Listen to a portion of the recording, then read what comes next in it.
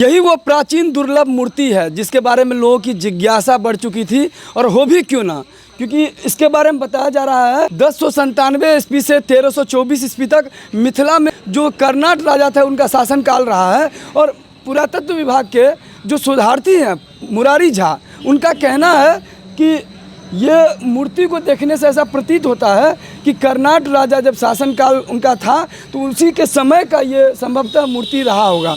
और ये भी बताया जा रहा है कि इस प्रतिमा में अलग अलग देवी देवताओं का प्रतिमा यहाँ उकेरी गई है, जिसमें नीचे पहले क्या था कि मिथिला में दान का प्रथा था, कई लोग मंदिर मूर्ति ये दान करते थे, और कई बार ये भी बताया जा रहा है कि जो दान किया जाता था उसका भी प्रतिमा, उसका फोटो नीचे रहता था। तो इस प्रतिमा, इस मूर्ति को देखने से ऐसा लग रहा है कि नीचे जो है पति पत्नी का फोटो दिया गया है।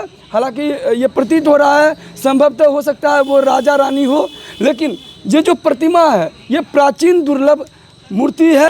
लगभग 1 क्विंटल से ज़्यादा का वजन होगा। हरिपुर डी टोल और गौरीदास टोल के बीच में एक तालाब से मिला हुआ है। मिथिला में एक संस्कृति है कि जो खंडित मूर्ति है उसकी पूजा अर्चना नहीं होती थी, तो खंडित मूर्ति को क्या करें, तो उसको कहीं बगल के सरोवर में, तालाब में लोग विसर्जित करते थे। हालांकि जिस तरीके से बताया जा रहा है कि पहले वहाँ जल स्रोत हुआ करता था, धीरे धीरे अब वो तालाब मिट्टी भरता गया। पुरातत्व विभाग के जो शोधार्थी हैं मुरारी झा, उनका कहना है कि ये जो खंडित मूर्ति है उसमें प्राण प्रतिष्ठा नहीं हो सकता है, तो ऐसे में करें तो क्या करें। तो बगल में जो संग्रहालय है वहाँ नज़दीकी संग्रहालय में इस मूर्ति को वहाँ पर संग्रहालय में दे दें, ताकि ये एक धरोहर के रूप में रहे, और देश विदेश से जो भी लोग संग्रहालय में आए तो इन गांव का, इस समाज का प्रतिष्ठा हो, उसका नाम बढ़े, मान बढ़े। ये मूर्ति जो है बेसिकली कर्नाट कालीन है।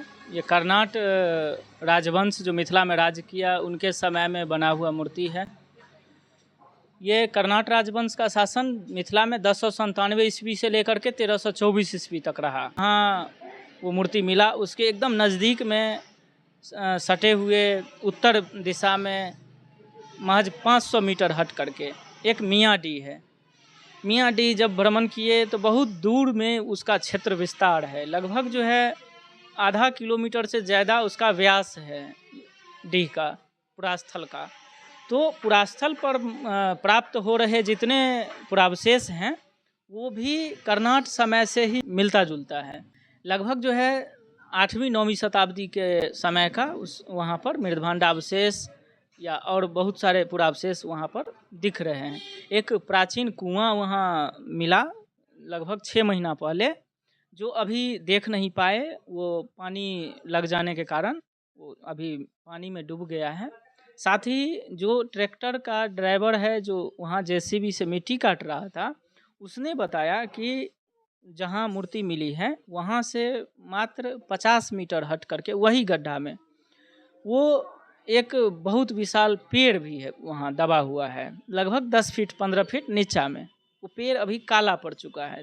तो निश्चित रूप से वो एक जल स्रोत रहा था पहले उन दिनों में जिस समय का वो मूर्ति है, और अभी वो जल स्रोत ऊपर से मिट्टी भर जाने के कारण अभी वो ख़त्म हो चुका। और चूँकि मूर्ति खंडित है तो मिथिला में एक सांस्कृतिक परंपरा है कि टूटा हुआ घड़ा, टूटा हुआ तौला और टूटे हुए खंडित बर्तन ये सब हम घर में नहीं रखते हैं। ठीक इसी तरह धार्मिक दृष्टिकोण में देखें तो मूर्ति जब खंडित हो जाती है तो उन्हें भी हम लोग घर में नहीं रखते हैं।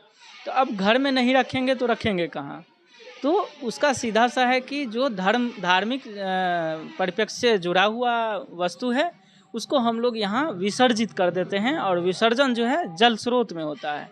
यही कारण है कि मिथिला के जितने भी तालाब, नदी, नहर के उड़ाही के क्रम में या उसमें से मिट्टी निकालते वक्त जो मूर्तियाँ मिलती हैं सभी के सभी खंडित ही हैं, साबुत मूर्ति कोई नहीं मिलता है। उसका एकमात्र कारण है कि उसे विसर्जित कर दिया गया है, और जो मूर्ति खंडित हो गया उसमें उसका प्राण प्रतिष्ठा कभी नहीं हो सकता है, इसीलिए वो पूजनीय भी नहीं है। तो उसका सीधा सा है कि जो नज़दीकी संग्रहालय आपके पास है, सरकारी संग्रहालय या केंद्र का हो या फिर राज्य सरकार का हो, उस संग्रहालय में आप उसे जमा करवा दें। या फिर संग्रहालय के कर्मियों को सूचना दें, वो लोग खुद आकर के वो मूर्ति ले जाएंगे और आपके धरोहर और आपके गांव का प्रसिद्धि देश विदेश से जितने रिसर्चर संग्रहालय में रिसर्च करने आएंगे उनको पता चलेगा और उससे इस क्षेत्र का विकास होगा, समृद्धि होगी, इस क्षेत्र का ही समृद्धि होगी, पर्यटन का बढ़ावा होगा।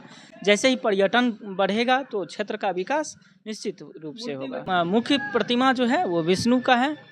तो विष्णु प्रतिमा में लक्ष्मी और सरस्वती, शंख पुरुष, चक्र पुरुष का अंकन होता है। इस प्रतिमा में विष्णु के बाएं पैर के बगल में बाएं साइड में नीचे शंख पुरुष और सरस्वती की प्रतिमा है और दाहिने साइड में नीचे वो ये लक्ष्मी और चक्र पुरुष की प्रतिमा है। साथ ही सबसे नीचे, पैर से भी नीचे बाएं साइड में गरुड़ हाथ जोड़े हुए बैठे हुए मुद्रा में है और दाता जिन्होंने मूर्ति के लिए दान दिया होगा उनका पति पत्नी सहित प्रतिमा हाथ जोड़े हुए दाहिने हिस्से में नीचे है। जी, वो राजा रानी भी हो सकते हैं, कोई भी हो सकते हैं, लेकिन वो पति पत्नी हो। मैं मुरारी कुमार झा, पुरातत्व विषयक शोधार्थी, प्राचीन भारतीय इतिहास विभाग, ललित नारायण मिथिला विश्वविद्यालय दरभंगा। ये संग्रहालय अध्यक्ष हैं शिव कुमार मिश्रा सर। उनके माध्यम से मुझे सूचना मिला था कि यहाँ मूर्ति अभी मिला है, तो हम यहाँ पर निरीक्षण करने के लिए आए।